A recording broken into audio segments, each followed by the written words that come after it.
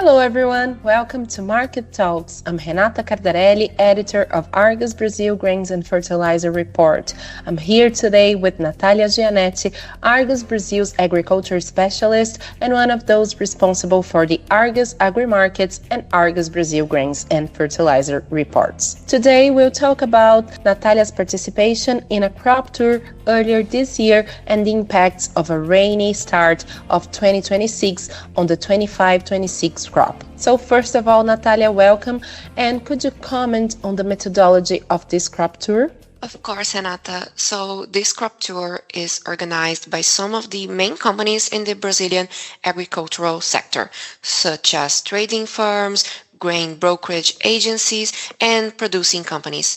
These companies send their market analysts to fields to assess crop conditions through visual observations, collect samples, and make yield estimates based on the number of grains per plant, the number of plants per row, and the spacing between each sampled row. This soybean crop tour covers the major producing states. It begins in Mato Grosso, where the crop is more advanced, and then continues to other states such as Mato Grosso do Sul, Goiás, Paraná, and Rio Grande do Sul. Each group covers the chosen region in about 4 to 5 days. Interesting, Nathalia. Which region did you take part in? Well, my route was in the western Mato Grosso region, so I joined the crop tour in the first half of January. This is when most crops in the region have already formed grains, which is essential for sample collection, but these areas have not yet been harvested. So the moment is ideal for a crop tour. And what were the results in this region, the western Mato Grosso? In general, Renata, fields were in excellent conditions and results were better than last year. We did find some outbreaks of the whitefly disease, one of the main threats to soybean crops here in Brazil, but producers told us these outbreaks were already under control and offered no risk to the overall production. We also observed a wide variety of phenological stages and even soil moisture levels among fields.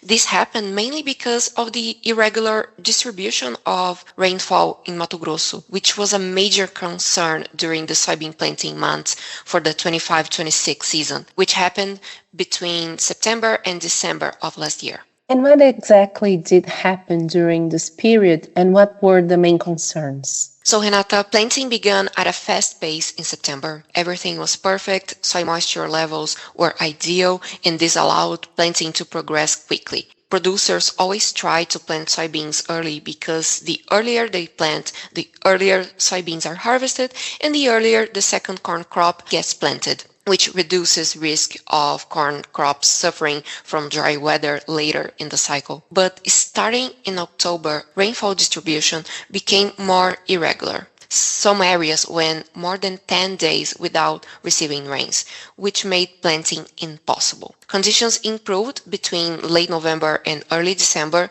but the lack of rains had already delayed planting progress and hurt crop development. But did these irregular rainfall issues affect production? Despite some occasional problems, very little. As we observed during my crop tour route and other routes across the state, crop conditions surpassed last year's overall results. We actually noticed fewer fields rated as excellent. This year, 22% of sampled areas were in excellent conditions, down from 27 last year. But the number of areas in good condition was much higher, rising from 56% in 2025 to 66% this year. The only part of Mato Grosso that underperformed this year were the southern and southeastern regions, which indeed registered weaker results. About 75% of all areas rated in poor conditions in Mato Grosso came from these regions. Last year, these negative results were more scattered across the state. So in those regions, besides the problems faced during the planting months, producers also faced a lack of rainfall in January. Some fields went 2 weeks without precipitation, which resulted in a high number of plants under water stress. Field Service also noted flower bud abortion in some crops, and other advanced fields had smaller grains. But these issues were more localized and did not affect statewide production or yield expectations. In fact, current projections point towards Mato Grosso producing a record soybean crop in the 25-26 season. And Nathalia, is this record high projection already considering the rainfall issues reported in February or not yet? Yes, it is, surprisingly. Actually, what happened is that rainfall in February was almost uninterrupted.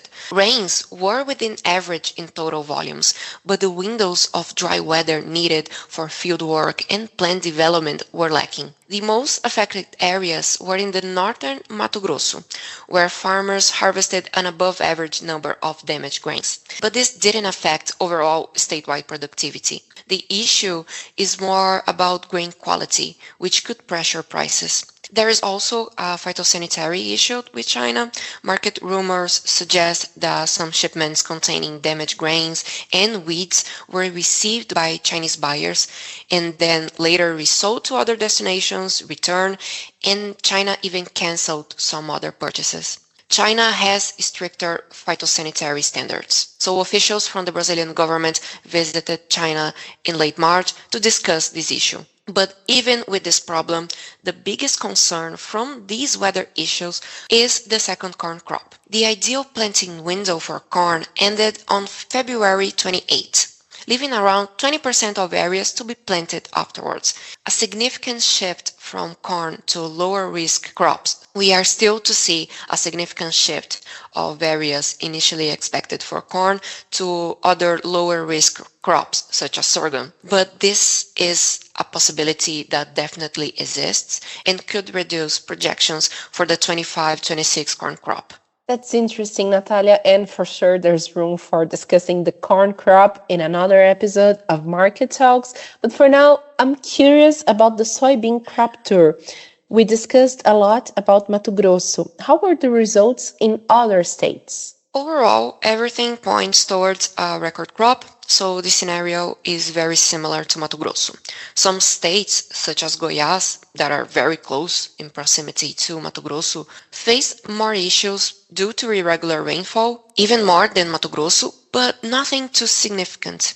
The scenario is similar. Some occasional soybean damage, but a greater concern regarding the second corn crop, which is being planted now. The only exception is Rio Grande do Sul, which is once again expected to suffer production losses in the soybean crop. This year, the issue was a drought. The National Supply Company has already reduced its projection for the 25-26 crop because of these problems, but the season should still set a record, with more than 178 million metric tons produced. Some market participants expect volumes to surpass 180. Thank you so much for joining us, Nathalia. This and other episodes of our podcast are available on Argus website. We'll be back soon with another episode of Market Talks. See you next time.